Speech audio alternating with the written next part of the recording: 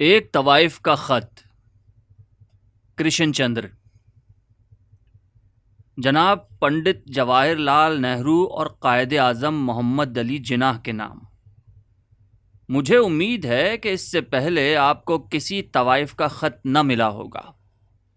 یہ بھی امید کرتی ہوں کہ آج تک آپ نے میری اور میری طرح کی کسی دوسری عورتوں کی صورت بھی نہ دیکھی ہوگی۔ یہ بھی جانتی ہوں کہ آپ کو میرا یہ خط لکھنا کس قدر معیوب ہے، اور وہ بھی ایسا کھلا خط۔ مگر کیا کروں، حالات ہی کچھ ایسے ہیں، اور ان دونوں لڑکیوں کا تقاضا اس قدر شدید ہے کہ میں یہ خط لکھے بغیر رہ نہیں سکتی۔ یہ خط میں نہیں لکھ رہی، یہ خط مجھ سے بیلا اور بطول لکھوا رہی ہیں۔ میں صدقے دل سے معافی مانگنا چاہتی ہوں اگر میرے خط میں کوئی فقرہ آپ کو ناگوار گزرے، اسے میری مجبوری سمجھ لیجیے گا۔ بیلا اور بطول مجھ سے یہ خط کیوں لکھوا رہی ہیں؟ یہ دونوں لڑکیاں کون ہیں اور ان کا تقاضا اس قدر شدید کیوں ہے؟ یہ سب کچھ بتانے سے پہلے میں آپ کو اپنے متعلق کچھ بتانا چاہتی ہوں۔ گھبرائیے نہیں، میں آپ کو اپنی گھناؤنی زندگی کی تاریخ سے آگاہ کرنا نہیں چاہتی۔ میں یہ بھی نہیں بتاؤں گی کہ میں کب اور کن حالات میں طوائف بنی۔ میں کسی شریفانہ جذبے کا سہارا لے کر آپ سے کسی جھوٹے رحم کی درخواست کرنے نہیں آئی ہوں۔ میں آپ کے درد مند دل کو پہچان کر اپنی صفائی میں جھوٹا افسانہ محبت گھڑنا نہیں چاہتی۔ اس خط کے لکھنے کا مطلب یہ نہیں ہے کہ آپ کو طوائفیت اور اسرار و رموز سے آگاہ کروں۔ مجھے اپنی صفائی میں کچھ نہیں کہنا ہے۔ میں صرف اپنے متعلق چند ایسی باتیں بتانا چاہتی ہوں جن کا آگے چل کر بیلا اور بطول کی زندگی پر اثر پڑ سکتا ہے۔ آپ لوگ کئی بار ممبئی آئے ہوں گے۔ جناح صاحب نے تو ممبئی کو بہت دیکھا ہے، مگر آپ نے کبھی ہمارا بازار نہیں دیکھا ہوگا۔ جس بازار میں میں رہتی ہوں وہ فارس روڈ کہلاتا ہے۔ فارس روڈ گرانٹ روڈ اور مدن پورہ کے بیچ میں واقع ہے۔ گرانٹ روڈ کے اس پار لیمنگٹن روڈ، میرین ڈرائیور اور فورٹ کے علاقے ہیں جہاں ممبئی کے شرفا رہتے ہیں۔ مدن پورہ میں اس طرف غریبوں کی بستی ہے۔ فارس روڈ ان دونوں کے درمیان میں ہے تاکہ امیر اور غریب اس سے یکساں مستفید ہو سکیں۔ گو کہ فارس روڈ پھر بھی مدن پورہ سے زیادہ قریب ہے، کیونکہ ناداری اور طوائفیت میں ہمیشہ بہت کم فاصلہ رہا ہے۔ یہ بازار بہت خوبصورت نہیں، اس کے مکین بھی خوبصورت نہیں ہے۔ اس کے بیچوں بیچ ٹرام کی گڑگڑاہٹ شب و روز جاری رہتی ہے۔ جہان بھر کے آوارہ کتے اور لونڈے اور شہدے اور بیکار جرائم پیشہ مخلوق اس کی گلیوں کا طواف کرتی نظر آتی ہے۔ لنگڑے لولے اوباش تماشبین آتش اور سوزاک کے مارے ہوئے کانے، کوکین باز، جیب کترے اس بازار میں سینہ تان کر چلتے ہیں۔ غلیظ ہوٹل، فٹ پاتھ پر میلے کے ڈھیروں پر بھن بھناتی ہوئی لاکھوں مکھیاں، لکڑیوں اور کوئلوں کے افسردہ گودام، پیشہ ور دلال اور باسی ہار بیچنے والے کوک شاستر اور ننگی تصویروں کی دکاندار، حجام، لنگوٹے کس کر گالیاں بکنے والے پہلوان، ہماری سماجی زندگی کا سارا کوڑا کرکٹ آپ کو فارس روڈ پر ملتا ہے۔ ظاہر ہے آپ یہاں کو کیوں آئیں گے؟ کوئی شریف آدمی ادھر کا رخ نہیں کرتا۔ شریف آدمی جتنے بھی ہیں وہ تو گرانٹ روڈ کے اس پار رہتے ہیں۔ میں ایک بار جناح صاحب کی کوٹھی کے سامنے سے گزری تھی اور وہاں میں نے جھک کر سلام بھی کیا تھا۔ بطول بھی میرے ساتھ تھی۔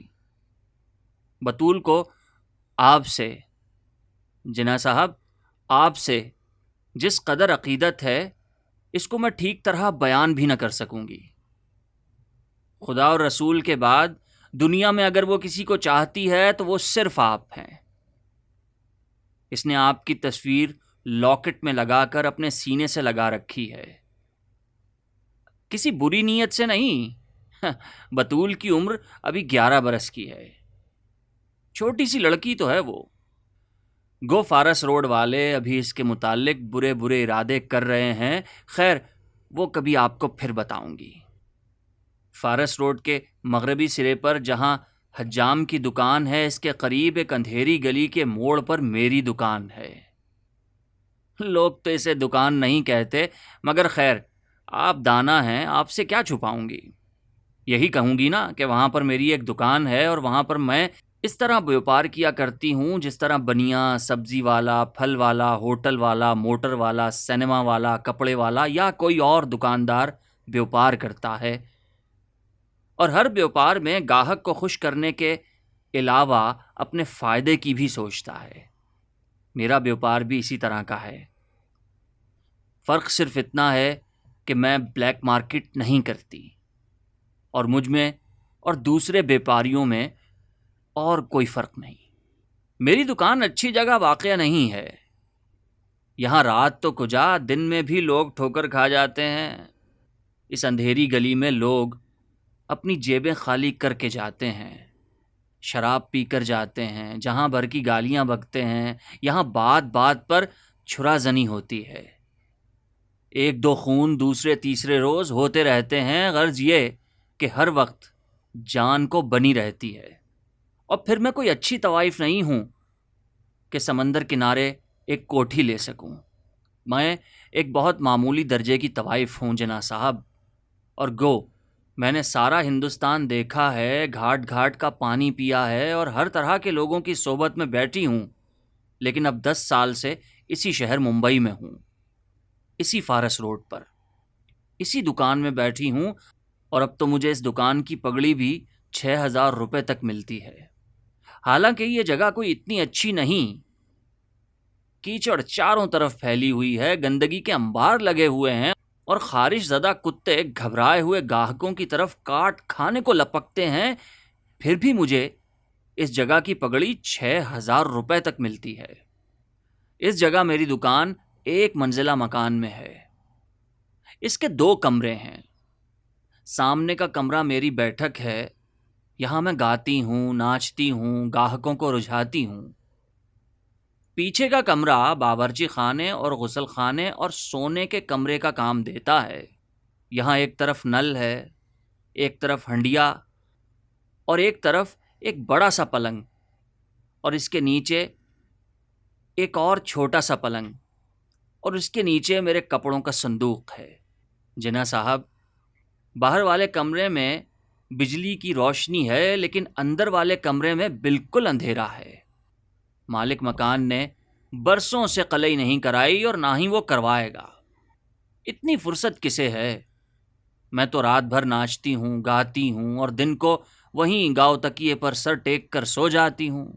بیلا اور بطول کو پیچھے کا کمرہ دے رکھا ہے۔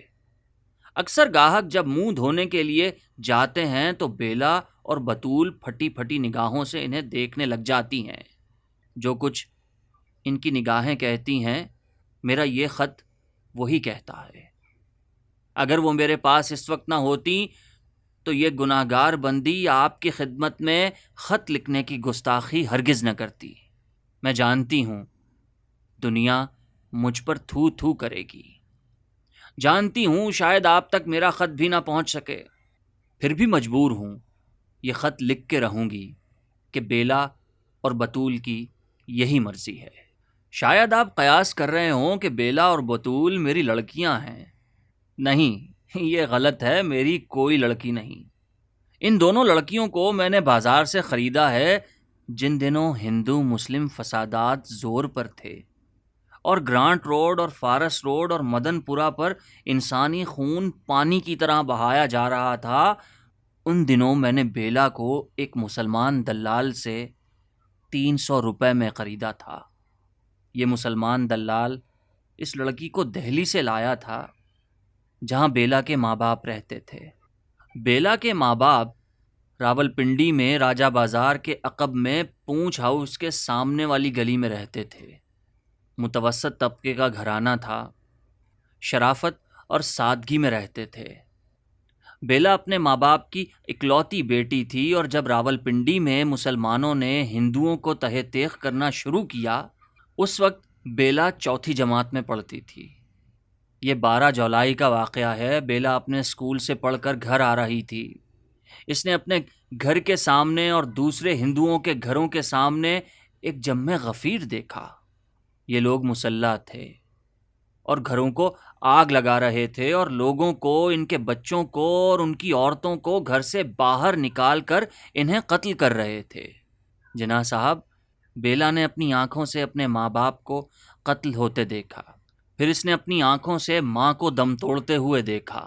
وحشی مسلمانوں نے اس کے پستان کاٹ کر پھینک دیے تھے، وہ پستان جن سے کوئی ماں، ہندو ماں یا مسلمان ماں، عیسائی ماں یا یہودی ماں اپنے بچے کو دودھ پلاتی ہے اور انسانوں کی زندگی میں، کائنات کی وسعت میں تخلیق کا ایک نیا باب کھولتی ہے، وہ دودھ بھرے پستان اللہ اکبر کے نعروں کے ساتھ کاٹ دیے گئے۔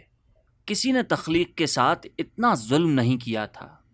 میں نے قرآن پڑھا ہے اور میں جانتی ہوں کہ راولپنڈی میں بیلا کے ماں باپ کے ساتھ جو کچھ ہوا وہ اسلام نہیں تھا، وہ انسانیت نہیں تھی، وہ دشمنی بھی نہیں تھی، وہ انتقام بھی نہ تھا۔ وہ ایک ایسی سعادت، بے رحمی، بزدلی اور شیطانیت تھی جو تاریخ کے سینے سے پھوٹتی ہے اور نور کی آخری کرن کو بھی داغدار کر جاتی ہے۔ جناح صاحب، بیلا اب میرے پاس ہے۔ مجھ سے پہلے وہ داڑھی والے مسلمان کے دلال کے پاس تھی۔ بیلا کی عمر 12 سال سے زیادہ نہیں تھی جب وہ چوتھی جماعت میں پڑھتی تھی۔ اپنے گھر میں ہوتی تو آج 5ویں جماعت میں داخل ہو رہی ہوتی، پھر بڑی ہوتی تو اس کے ماں باپ اس کا بیاہ کسی شریف گھرانے کے غریب لڑکے سے کر دیتے اور وہ اپنا چھوٹا سا گھر بساتی، اپنے خاوند سے، اپنے ننھے ننھے بچوں سے، اپنی گھریلو زندگی کی چھوٹی چھوٹی خوشیوں سے اپنا دامن خوشیوں سے بھر لیتی۔ لیکن اس نازک کلی کو بے وقت خزاں آ گئی جناح صاحب۔ اب بیلا 12 برس کی نہیں معلوم ہوتی۔ اس کی عمر تھوڑی ہے لیکن اس کی زندگی بہت بڑی ہے۔ اس کی آنکھوں میں جو ڈر ہے، انسانیت کی جو تلخی ہے، یا اس کا جو لہو ہے، موت کی جو پیاس ہے، قائد اعظم صاحب، شاید اگر آپ اسے دیکھ سکیں تو اس کا اندازہ کر سکیں، ان بے آسرا آنکھوں کی گہرائیوں میں اتر سکیں۔ آپ تو شریف آدمی ہیں، آپ نے شریف گھرانے کی معصوم بچیاں دیکھی ہیں، ہندو لڑکیوں کو دیکھا ہے، مسلمان لڑکیوں کو دیکھا ہے۔ شاید آپ سمجھ جائیں کہ معصومیت کا کوئی مذہب نہیں ہوتا، وہ ساری انسانیت کی امانت ہے، ساری دنیا کی میراث ہے۔ جو اسے مٹاتا ہے، اسے دنیا کے کسی مذہب کا کوئی خدا معاف نہیں کر سکتا جناح صاحب۔ بطول اور بیلا دونوں سگی بہنوں کی طرح میرے ہاں رہتی ہیں۔ بطول اور بیلا سگی بہنیں نہیں ہیں۔ بطول مسلمان لڑکی ہے، بیلا نے ہندو گھر میں جنم لیا، لیکن آج دونوں فارس روڈ پر ایک رنڈی کے گھر میں رہتی ہیں جناح صاحب۔ اگر بیلا راولپنڈی سے آئی ہے تو بطول جالندھر کے ایک گاؤں کھیم کرن کے ایک پٹھان کی بیٹی ہے۔ بطول کے باپ کی 7 بیٹیاں تھیں، 3 شادی شدہ، 4 کنواریاں۔ بطول کا باپ کھیم کرن میں ایک معمولی کاشتکار تھا، غریب پٹھان، لیکن غیور پٹھان جو صدیوں سے کھیم کرن میں آ کر آباد ہوئے تھے۔ جاٹوں کے اس گاؤں میں یہی 3-4 گھر پٹھانوں کے تھے۔ یہ لوگ جس طرح اس گاؤں میں رہتے تھے، اس کا اندازہ پنڈت جی آپ کو اس امر سے ہوگا کہ مسلمان ہونے پر بھی ان لوگوں کو اپنے گاؤں میں مسجد بنانے کی اجازت نہ تھی۔ یہ لوگ گھر میں چپ چاپ اپنی نماز ادا کرتے۔ صدیوں سے جب مہاراجہ رنجیت سنگھ نے حکومت سنبھالی تھی، کسی مومن نے اس گاؤں میں اذان نہ دی تھی۔ ان کا دل عرفان سے روشن تھا، لیکن دنیاوی مجبوریاں اس قدر شدید تھیں اور پھر رواداری کا خیال اس قدر غالب تھا کہ لب وا کرنے کی ہمت نہ ہوتی تھی۔ بطول اپنے باپ کی چہیتی بیٹی تھی پنڈت جی، ساتوں میں سب سے چھوٹی، سب سے پیاری، سب سے حسین۔ بطول اس قدر حسین ہے کہ ہاتھ لگانے سے میلی ہوتی ہے۔ پنڈت جی، آپ تو خود کشمیری ہیں، فنکار ہیں، آپ یہ جانتے ہیں کہ خوبصورتی کسے کہتے ہیں۔ یہ خوبصورتی آج میری گندگی کے ڈھیر میں گڈمڈ ہو کر اس طرح پڑی ہے کہ اس کا پرکھ کرنے والا کوئی شریف آدمی اب مشکل سے ملے گا۔ اس گندگی میں گلے سڑے مارواڑی، گھنی مونچھوں والے ٹھیکیدار، ناپاک نگاہوں والے چور بازاری ہی نظر آتے ہیں۔ بطول بالکل ان پڑھ ہے، اس نے صرف جناح صاحب کا نام سنا تھا۔ پاکستان کو ایک اچھا تماشا سمجھ کر اس کے نعرے بھی لگائے تھے، جیسے 3-4 برس کے ننھے بچے گھر میں انقلاب زندہ باد کرتے پھرتے ہیں۔ 11 برس کی تو ہے وہ۔ ان پڑھ بطول وہ چند دن ہی ہوئے میرے پاس آئی ہے۔ پنڈت جی، ایک ہندو دلال اسے میرے پاس لایا تھا، میں نے اسے 500 روپے میں خرید لیا۔ اس سے پہلے وہ کہاں تھی یہ میں نہیں کہہ سکتی، لیکن لیڈی ڈاکٹر نے مجھ سے بہت کچھ کہا کہ اگر آپ اسے سن لیں تو شاید پاگل ہو جائیں۔ بطول بھی اب نیم پاگل ہو چکی ہے پنڈت جی۔ اس کے باپ کو جاٹوں نے اس بے دردی سے مارا ہے کہ ہندو تہذیب کے پچھلے 6000 برس کے چھلکے اتر جائیں اور انسانی بربریت اپنے وحشی ننگے روپ میں سب کے سامنے آ جائے۔ پہلے تو جاٹوں نے بطول کے باپ کی آنکھیں نکالی، پھر اس کے منہ پر پیشاب کیا، پھر اس کے حلق کو چیر کر اس کی آنتیں تک نکال دیں، پھر اس کی شادی شدہ بیٹیوں سے زبردستی منہ کالا کیا۔ اسی وقت ان کے باپ کی لاش سامنے ریحانہ، گل، درخشاں، مرجان، سوہن بیگم، ایک ایک کر کے وحشی انسان نے اپنے مندر کی عورتوں کو ناپاک کیا۔ جس نے انہیں زندگی عطا کی، جس نے انہیں لوریاں سنائیں، ان عورتوں کو ناپاک کیا پنڈت جی۔ ان تمام بہنوں اور ماؤں کے ساتھ زنا کیا۔ ہندو دھرم نے اپنی عزت کھو دی تھی پنڈت جی، اپنی رواداری تباہ کر دی تھی، اپنی عظمت مٹا ڈالی تھی۔ آج وید کا ہر منتر خاموش تھا، آج گرنتھ صاحب کا ہر دوہا شرمندہ تھا، آج گیتا کا ہر شلوک زخمی تھا۔ کون ہے جو میرے سامنے اجنتا کی مصوری کا نام لے سکتا ہے، اشوک کے کتبے سنا سکتا ہے، ایلورا کے صنم زادوں کے گن گا سکتا ہے؟ بطول کے بے بس بھنچے ہوئے ہونٹوں، اس کی باہوں پر وحشی درندوں کے دانتوں کے نشان اور اس کی بھری ہوئی ٹانگوں کی ناہمواری میں تمہاری اجنتا کی موت ہے۔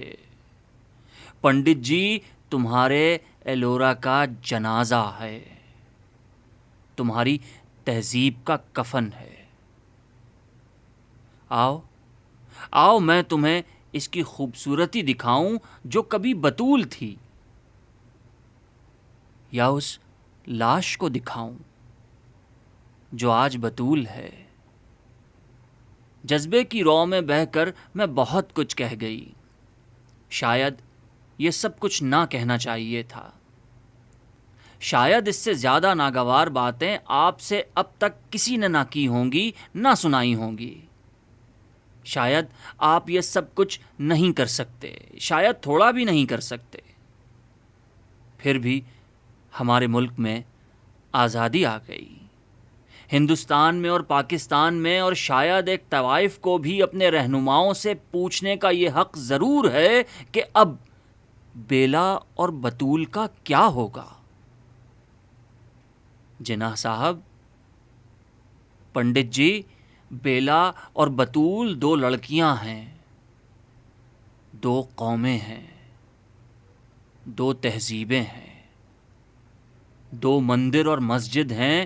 بیلا اور بطول آج کل فارس روڈ پر ایک رنڈی کے ہاں رہتی ہیں، جو حجام کی بغل میں اپنی دکان کا دھندا چلاتی ہے۔